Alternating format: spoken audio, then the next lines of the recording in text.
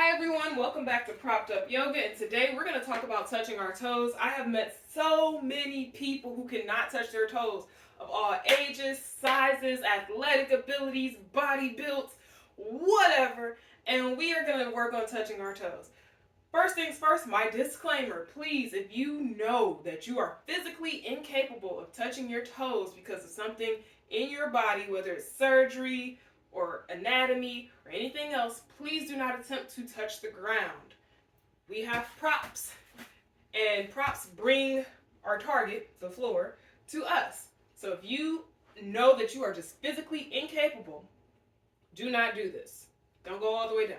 However, please don't do this either, anybody. I can hyperextend. I've always been able to touch my toes.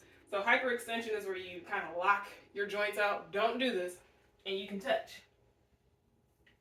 Don't do that. But I can touch my toes either way. So let's work on touching your toes. First things first is everybody always assumes that you got to have your legs straight. You do not. Bend your knees. In fact, I prefer, even if you can do this, I prefer that you bend your knees. So bend your knees when you go down. Bend belly to thighs. Nice flat back, tuck the chin into the chest, and you're here. And then straighten your legs. Maybe, and when you come back up, bend those knees again, walk your hands up your body, squeeze the glutes, deadlift. Anyway, maybe that's too much. That's when you add a stable prop. So I have my foam roller here. You can use anything that's stable and won't really move.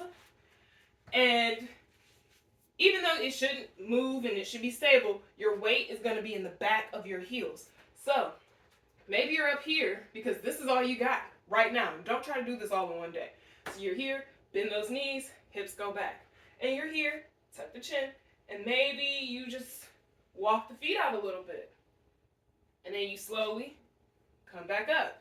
And then slowly you move from there down, and you grab blocks or whatever. And you're here. Again, knees are still bent, butt is back. And the way you know your weight is in your heels, you can lift up all 10 toes without falling. Tuck that chin. And you go from here, down, down, down, and then you're here. Knees are still bent. And then maybe one day, you straighten those legs. Again, to come back up, bend the knees. Walk the hands up the body. Nice little deadlift. And there you have it. So I hope this helps. Again, go slow. And happy toe touching. See ya!